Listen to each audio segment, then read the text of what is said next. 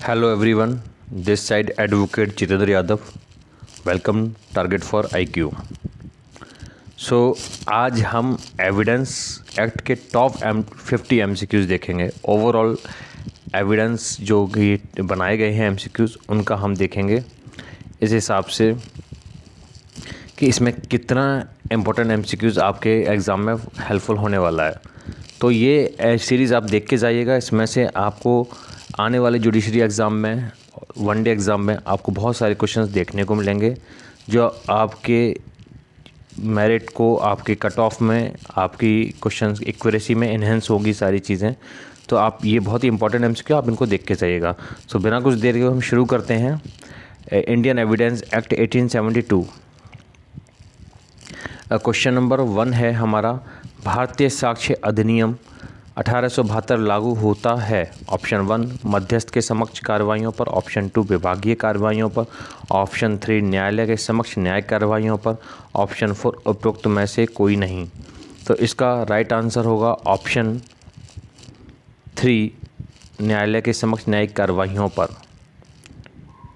Question number 2 देखते हैं, भारतीय साक्ष्य अधिनियम में न्यायालय शब्द के अंतर्गत निम्नलिखित में से कौन नहीं आता है।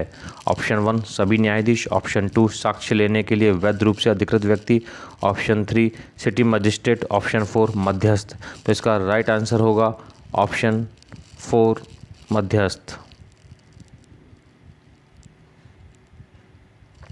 क्वेश्चन नंबर 3 देखते हैं, भारतीय साक्ष्य अधिनियम के अंतर्गत न्यायालय के निरीक्षण के लिए प्रस्तुत किया गया इलेक्ट्रॉनिक अभिलेख है।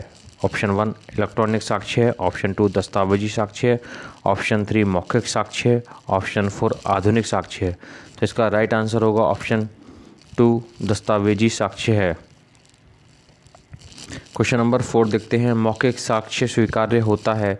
ऑप्शन 1 केवल जब वह न्यायालय के समक्ष दिया जाए, ऑप्शन 2 कहीं भी दिया जा सकता है चाहे न्यायालय में या अन्य स्थान पर, ऑप्शन 3 जब वह विचारण एवं अनुसंधान दोनों में दिया जाए, ऑप्शन 4 जब यह अनुसंधान में पुलिस अधिकारी के समक्ष दिया जाए।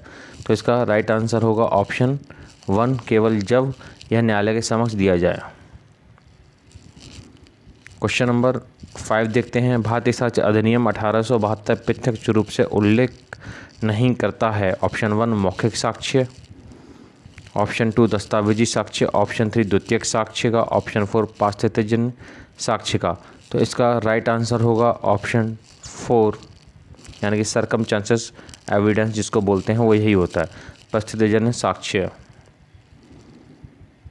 क्वेश्चन नंबर 6 देखते हैं, एक तथ्य जिसे ना तो साबित किया गया है और ना साबित उसे कहते हैं। ऑप्शन 1 साबित, ऑप्शन 2 ना साबित, ऑप्शन 3 साबित नहीं हुआ, ऑप्शन 4 निश्चायक सबूत। तो इसका राइट आंसर होगा ऑप्शन 3 साबित नहीं हुआ। क्वेश्चन नंबर 7 देखते हैं, न्यायालय को यह विश्वास है कि तथ्य अस्तित्व में नहीं है से अभिप्राय है। तो इसका ऑप्शन 1 साबित होगा। यहाँ पर टाइपिंग एरर है तो यहाँ साबित लिख ली, साबित होगा तो साबित मान के चलिए। ऑप्शन 2 ना साबित, ऑप्शन 3 साबित नहीं हुआ, ऑप्शन 4 उपयुक्त सभी। तो इसका राइट आंसर होगा ऑप्शन 2 ना साबित।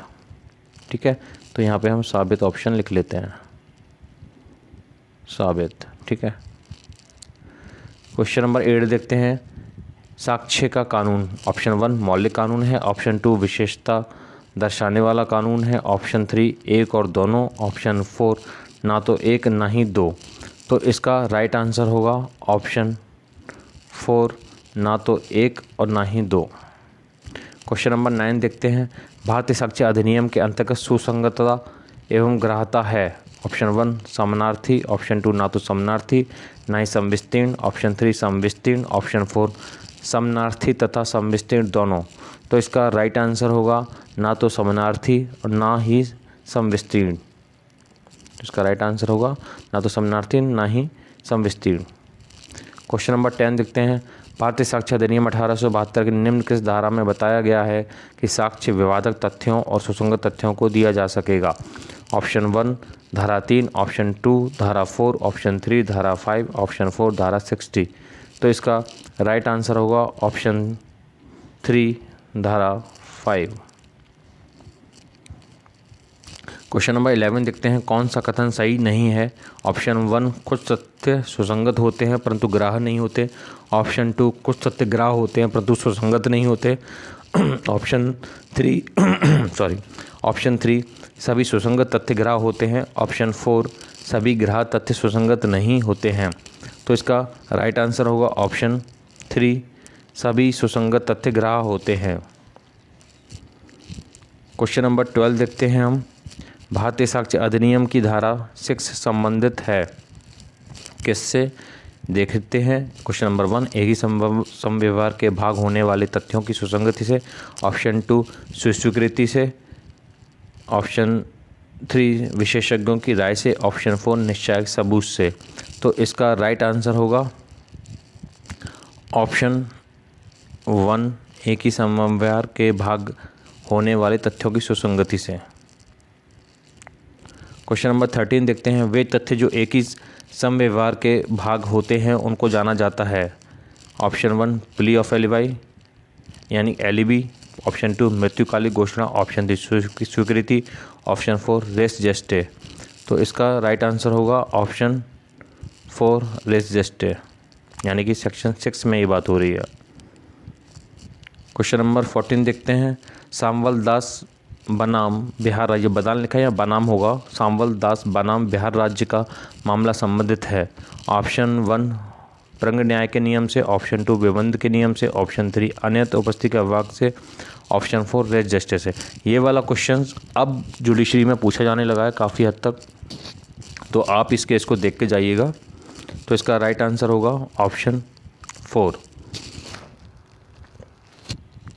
ठीक है, ये साम्वल दास वर्सेस बिहार राज्य, ये रेस जस्टिस से संबंधित वाद है। ये बहुत बार पूछा गया है मेंस में और आपके प्रीलिम्स में। क्वेश्चन नंबर 15 देखते हैं, भारतीय साक्ष्य अधिनियम 1872 की धारा 8 में सुसंगतता के नियम में कौन सम्मिलित नहीं है। ऑप्शन 1 आशय। ऑप्शन 2 हेतु। ऑप्शन 3 तैयारी। ऑप्शन 4 आचरण। तो इसका राइट आंसर होगा ऑप्शन 1 आशय। ऑप्शन 1 आशय इसका राइट आंसर होगा। क्वेश्चन नंबर 16 देखते हैं, साक्ष्य अधिनियम की धारा 8 के अंतर्गत ऑप्शन 1 हेतु सुसंगत है। ऑप्शन 2 तैयारी सुसंगत है। ऑप्शन 3 आचरण सुसंगत है। ऑप्शन 4 ये सभी सुसंगत है। तो इसका राइट आंसर होगा ऑप्शन 4 ये सभी सुसंगत हैं। क्वेश्चन नंबर 17 को देखते हैं हम, भारतीय साक्ष्य अधिनियम की धारा 8 किन तथ्यों के संबंध में सुसंगत का नियम प्रतिपादित करती है। ऑप्शन 1 हेतु। ऑप्शन 2 तैयारी। ऑप्शन 3 पूर्ववर्ती या पश्चातवर्ती आचरण। ऑप्शन 4 उपयुक्त सभी। तो इसका राइट आंसर होगा उपयुक्त सभी। ऑप्शन 4 इसका राइट आंसर होगा। क्वेश्चन नंबर 18 देखते हैं, प्रश्न यह है कि क्या ए को लूटा गया। यह तथ्य कि उसने किसी शिकायत को किए बिना कहा उसे लूट लिया गया। तो इसमें राइट आंसर क्या होगा, इसका राइट आंसर होगा ऑप्शन 4 साक्ष्य अधिनियम की धारा 32 अथवा धारा 157 के अंतर्गत सुसंगत हो सकता है। क्वेश्चन नंबर 19 देखते हैं, शनाख्त परेड किसके द्वारा ली जाती है। ऑप्शन 1 पुलिस अधिकारी। Option 2 magistrate. ऑप्शन 3 कोई भी नागरिक, इनमें से कोई नहीं। तो इसका राइट आंसर होगा ऑप्शन 2 मजिस्ट्रेट। ठीक है। क्वेश्चन नंबर 20 देखते हैं, प्रश्न यह है कि क्या ए ने किसी व्यक्ति की अमुक दिन कोलकाता में हत्या की, यह तथ्य कि उस दिन लाहौर में था, क्या ये क्या होगा, सुसंगत होगा, विसंगत होगा, सुसंगत नहीं है। ऑप्शन 4 इनमें से कोई नहीं। तो इसका राइट आंसर होगा जी हाँ सुसंगत होगा, यानी कि सुसंगत है ये। ऑप्शन 1 इसका राइट आंसर है। क्वेश्चन नंबर 21 देखते हैं, भारतीय साक्ष्य अधिनियम की निम्न धाराओं में से किसमें अन्यंत्र उपस्थिति संबंधित प्रावधान दिया गया है। ऑप्शन 1 धारा 7। ऑप्शन 2 धारा 6 में। ऑप्शन 3 धारा 4 में। ऑप्शन 4 धारा 11 में। तो इसका राइट आंसर होगा ऑप्शन 4 धारा 11 में। क्वेश्चन नंबर 22 देखते हैं, एलिबाई विनियमित होती है। ऑप्शन 1 भारतीय साक्ष्य अधिनियम की धारा 8 के अंतर्गत। ऑप्शन 2 भारतीय साक्ष्य अधिनियम की धारा 6 के अंतर्गत। ऑप्शन 3 भारतीय साक्ष्य अधिनियम की धारा 11 के अंतर्गत। ऑप्शन 4 भारतीय साक्ष्य अधिनियम की धारा 12 के अंतर्गत। तो इसका राइट आंसर होगा ऑप्शन 3 भारतीय साक्ष्य अधिनियम की धारा 11 के अंतर्गत। क्वेश्चन नंबर 23 देखते हैं। दूधनाथ पांडे वर्सेस उत्तर प्रदेश राज्य का संबंधित वाद है रेस्ट जस्टिस से, ऑप्शन 2 अनियंत्रित उपस्थित रहने से यानी कि प्ली एलिवाई से, ऑप्शन 3 स्वीकृति से, ऑप्शन 4 से अपराधी से। तो इसका राइट आंसर होगा ऑप्शन 2 अनियंत्रित उपस्थिति रहने से यानी कि प्ली एलिवाई से। क्वेश्चन नंबर 24 देखते हैं। भारतीय साक्ष्य अधिनियम की धारा 14 के अंतर्गत उपयुक्त मन की दशा प्रकट करती है। ऑप्शन 1 आशय को, ऑप्शन 2 ज्ञान को, ऑप्शन 3 सद्भाव को, ऑप्शन 4 ये सभी। तो इसका राइट आंसर होगा उपयुक्त सभी यानी आशय, ज्ञान, सद्भाव, ये तीनों को क्वेश्चन नंबर 14 में दर्शाया गया है। क्वेश्चन नंबर 25 देखते हैं। प्रथा का साक्ष्य निम्न में से किसे स्थापित करने हेतु नहीं दिया जा सकता। ऑप्शन 1 दीवानी अधिकार, ऑप्शन 2 सुखाधिकार, ऑप्शन 3 प्रथागत अधिकार, ऑप्शन 4 आपराधिक अधिकार। तो इसका राइट आंसर होगा ऑप्शन 4 आपराधिक अधिकार।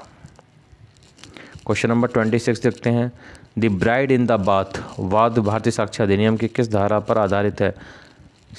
ऑप्शन 1 16 में, ऑप्शन 4 15 में, ऑप्शन 3 14 में, ऑप्शन 4 धारा 11 में। तो इसका राइट आंसर होगा धारा 15 में। इसका राइट आंसर होगा ऑप्शन 2 धारा 15 में। आ उसी उपेक्षा के लिए बा पर वाद लाता है जो बा ने उसे युक्त रूप से अनुपयोग गाड़ी भाड़े पर देने द्वारा की जिससे आग को क्षति हुई थी। यह तथ्य कि बा ने उन गाड़ियों के बारे में जिन्हें वह भाड़े पर देता था अभ्यस्त उपेक्षावान था यानी लापरवाह था। तो इसका क्या होगा। ऑप्शन 1 सुसंगत है, ऑप्शन 2 विसंगत है, ऑप्शन 3 ना तो सुसंगत है ना ही विसंगत है, ऑप्शन 4 सुसंगत भी है व विसंगत भी है। तो इसका राइट आंसर होगा ऑप्शन 2 विसंगत है। क्वेश्चन नंबर 28 देखते हैं हम। साक्ष्य अधिनियम की निम्नांकित धाराओं में से कौन सी धारा स्वीकृति को परिभाषित करती है। ऑप्शन 1 धारा 24, ऑप्शन 2 धारा 31, ऑप्शन 3 धारा 17, ऑप्शन 4 धारा 23। तो इसका राइट आंसर होगा ऑप्शन 3 धारा 17 यानी कि धारा 17। क्वेश्चन नंबर 29 देखते हैं। एक साक्ष्य द्वारा की गई स्वीकृति इसके विरुद्ध साक्ष्य होता है। ऑप्शन 1 संपदा में संसर्गी, ऑप्शन 2 विधि में संसर्गी, ऑप्शन 3 रक्त में संसर्गी, ऑप्शन 4 उपयुक्त सभी। तो इसका राइट आंसर होगा ऑप्शन 1 संपदा में संसर्गी। क्वेश्चन नंबर 30 देखते हैं। भारतीय साक्ष्य अधिनियम की धारा 17 में स्वीकृति है। ऑप्शन 1 केवल एक मौखिक कथन, ऑप्शन 2 केवल एक दस्तावेजी कथन, ऑप्शन 3 मौखिक दस्तावेज तथा इलेक्ट्रॉनिक रूप से में प्रस्तुत कथन, ऑप्शन 4 मौखिक अथवा दस्तावेजी कथन। तो इसका राइट आंसर होगा ऑप्शन 3 मौखिक दस्तावेज अथवा इलेक्ट्रॉनिक रूप में प्रस्तुत कथन। क्वेश्चन नंबर 31 देखते हैं। एक व्यक्ति अपनी स्वीकृति गठित करने वाला स्वयं का कथन कब साबित कर सकता है या उसकी ओर से ऐसे कथन को कब साबित किया जा सकता है। ऑप्शन 1 जब वह मृत्युकालिक कथन के रूप में सुसंगत है, ऑप्शन 2 जब वह स्वीकृति के रूप में सुसंगत है, ऑप्शन 3 जब वह स्वयं स्वीकृति के रूप में सुसंगत है, ऑप्शन 4 जब यह इलेक्ट्रॉनिक अभिलेख अंतर्वस्तु के बारे में केवल मौखिक स्वीकृति है। तो इसका राइट आंसर होगा ऑप्शन 1 जब वह मृत्युकालिक कथन के रूप में सुसंगत है। क्वेश्चन नंबर 32 देखते हैं। प्रिवी काउंसिल द्वारा स्वयं स्वीकृति की परिभाषा दी गई है। मिर्जा अकबर वर्सेस एम्परर 1940 के बाद में, option 2 queen Empress versus Abdullah 1885 के बाद में, ऑप्शन 3 पाकल नारायण स्वामी वर्सेस एम्परर 1939 के बाद में, ऑप्शन 4 पुलकुरी कोट्टैया वर्सेस एम्परर 1947 के बाद में। तो इसका राइट आंसर होगा ऑप्शन 3 पाकल नारायण स्वामी वर्सेस एम्परर वाद। ये बहुत ही इंपॉर्टेंट वाद है, ये आप जरूर ध्यान में रखे जाइए, मृत्युकालिक कथन संबंधित है। क्वेश्चन नंबर 33 देखते हैं हम। पुलिस को की गई स्वीकृति को क्या किया जा सकता है, साबित किया जाएगा। ऑप्शन 2 साबित नहीं किया जाएगा, ऑप्शन 3 स्वीकृति मानी जाएगी, ऑप्शन 4 स्वीकृति नहीं मानी जाएगी। तो इसका राइट आंसर होगा ऑप्शन 2 साबित नहीं किया जाएगा।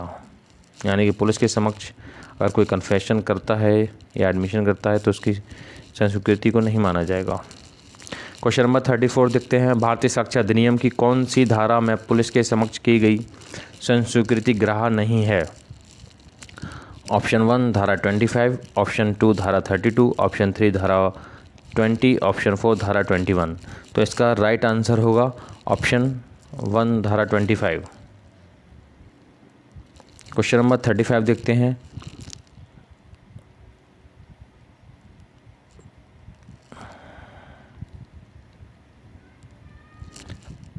साक्ष्य अधिनियम की धारा 27 के अंतर्गत खोजा गया तथ्य से तात्पर्य है। ऑप्शन 1 केवल प्रस्तुत की गई वस्तु, ऑप्शन 2 केवल वह स्थान जहां से वस्तु प्रस्तुत की जाती है, ऑप्शन 3 अभियुक्त का उक्त वस्तु तथा स्थान के बारे में ज्ञान, ऑप्शन 4 इनमें से कोई नहीं। तो इसका राइट आंसर होगा ऑप्शन 3 अभियुक्त का उक्त वस्तु का तथा स्थान के बारे में ज्ञान। क्वेश्चन नंबर 36 देखते हैं, अभियुक्त की स्वेच्छा सहमति से ब्रेन मैपिंग एवं नार्को एनालिसिस से प्राप्त सूचना साक्ष्य अधिनियम की किस धारा के अंतर्गत सुसंगत है? Very very important. तो इसका राइट आंसर होगा क्वेश्चन नंबर ऑप्शन 3 धारा 27। क्वेश्चन नंबर 37 देखते हैं, निम्न में से कौन सा बात केवल स्त्री की आंख के आंसुओं के साक्ष्य पर आधारित निर्णय हुआ था? Very very important. तो इसका राइट आंसर होगा ऑप्शन 4 पलविंदर कौर वर्सेस पंजाब राज्य। क्वेश्चन नंबर 38 देखते हैं, प्रलोभन धमकी या वचन से पैदा हुए मन पर प्रभाव के दूर हो जाने के पश्चात की गई संस्वीकृति। तो इसका ऑप्शन 1 है धारा 28 सुसंगत है, ऑप्शन 2 धारा 24 सुसंगत है, ऑप्शन 3 धारा 29 में सुसंगत है, ऑप्शन 4 धारा 30 में सुसंगत है। तो इसका राइट आंसर होगा ऑप्शन 1 धारा 28 में सुसंगत है। क्वेश्चन नंबर 39 देखते हैं, सह अभियुक्त द्वारा अपराध करने के समय दिया गया कथन है। ऑप्शन 1 धारा 6 के अंतर्गत ग्राह्य है, ऑप्शन 2 धारा 8 के अंतर्गत ग्राह्य है, ऑप्शन 3 धारा 30 के अंतर्गत ग्राह्य है, ऑप्शन 4 पूर्णतः अग्राह्य है। तो इसका राइट आंसर होगा ऑप्शन 3 धारा 30 के अंतर्गत ग्राह्य है। क्वेश्चन नंबर 40 देखते हैं, स्वीकृति का साक्ष्यिक महत्व क्या है? ऑप्शन 1 महत्वहीन है, ऑप्शन 2 निश्चायक सबूत है, ऑप्शन 3 विबंधन के रूप में, ऑप्शन 4 बाध्यकारी। तो इसका राइट आंसर होगा ऑप्शन 3 यानी कि विबंध के रूप में। क्वेश्चन नंबर 41 देखते हैं, कथन और कारण से रिलेटेड ही क्वेश्चन है, इसको देखते हैं। कथन है, कुछ मामलों में संस्वीकृतियों का संपोषण आवश्यक है। कारण यह दिया गया है, सभी मामलों में मतलब न्यायालय के बाहर की गई संस्वीकृति का संपोषण होना चाहिए। तो इनमें से क्या सही है? ऑप्शन 1 ए और आर दोनों सही है और आर ए का सही व्याख्या करता है, ये गलत है। ऑप्शन 2 ए और दोनों सही हैं, आर ए का सही व्याख्या नहीं करता है। तो इसका राइट आंसर होगा ऑप्शन 2, इसका राइट आंसर होगा।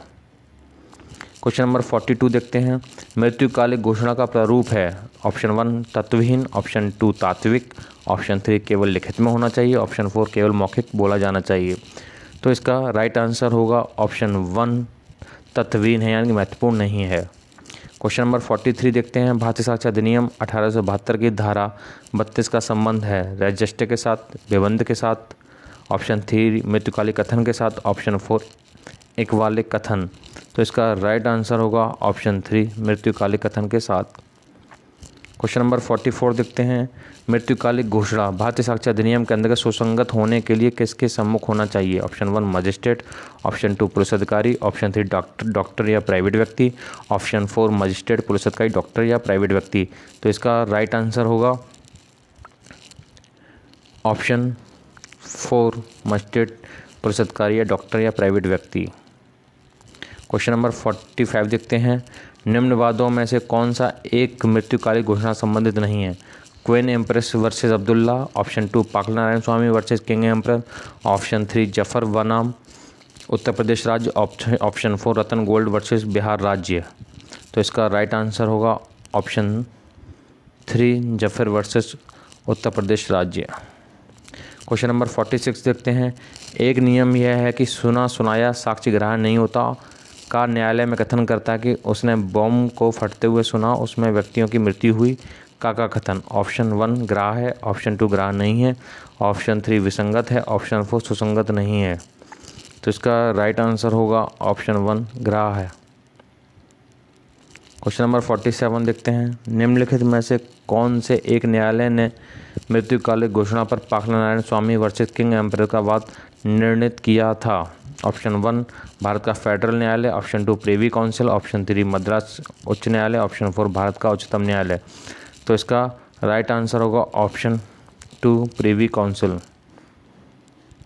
क्वेश्चन नंबर 48 देखते हैं। जब कोई व्यक्ति बोलने में असमर्थ हो तो वह संकेतों से मृत्युकालिक घोषणा कर सकता है, यह किस वाद में अब निर्धारित किया गया? Option 1 R versus Abdullah, option 2 Mohammad Shafiq versus Bande Ali, option 3 R versus Padola, option 4 Kamini Kumar versus Virendra Nath. तो इसका राइट आंसर होगा option 1 R versus Abdullah. Question नंबर 49 देखते हैं। भारत साक्ष्य अधिनियम की धारा 41 के अंतर्गत उपधारणा है। ऑप्शन 1 तथ्य की उपधारणा, ऑप्शन 2 विधि के खंडनीय उपधारणा, ऑप्शन 3 तथ्य और विधि की उपधारणा, ऑप्शन 4 विधि की अखंडनीय उपधारणा। तो इसका राइट आंसर होगा ऑप्शन 4 विधि की अखंडनीय उपधारणा। क्वेश्चन नंबर 50 देखते हैं। स्वयं से बात करने में स्वयं स्वीकृति हो सकती है। स्वयं स्वीकृति को किसी अन्य व्यक्ति को सूचित किया जाना आवश्यक नहीं। निम्न मामलों में अब निर्धारित किया गया था। ऑप्शन 1 शंकरिया वर्सेस राजस्थान राज्य, ऑप्शन 2 बूटा सिंह वर्सेस पंजाब राज्य, ऑप्शन 3 साहू वर्सेस उत्तर प्रदेश राज्य, ऑप्शन 4 निशिकांत झा वर्सेस बिहार राज्य। तो इसका राइट आंसर होगा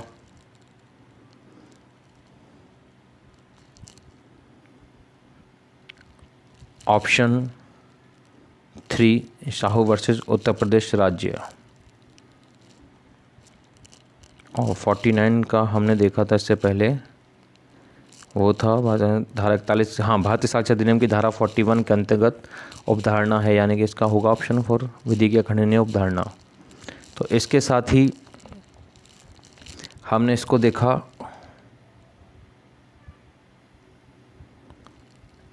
हमने टॉप मोस्ट 50 MCQ जो कि एविडेंस के पॉइंट ऑफ व्यू से बहुत ही इंपॉर्टेंट है ये सब्जेक्ट के हिसाब से। तो आप इसको देख के जाइएगा अपने आने वाली सीरीज़ में, यानी कि आपने आने वाले एग्ज़ाम के तौर पर। तो ये आपके लिए बहुत ही हेल्पफुल होने वाला है। So thank you for watching. हाँ, आने वाली एक और सीरीज़ आएगी इसकी जो टॉप 50 MCQs की होगी, जो कि बहुत ही इंपॉर्टेंट MCQs में है, यानी टोटल आपके 100 MCQ हो जाएंगे एविडेंस से। इससे बाहर क्वेश्चन जाने के चांसेस कम हैं, तो इनको आप देख के ज़रूर जाइएगा। और जिसने चैनल को लाइक या सब्सक्राइब नहीं किया वो कर सकता है। So thank you for watching.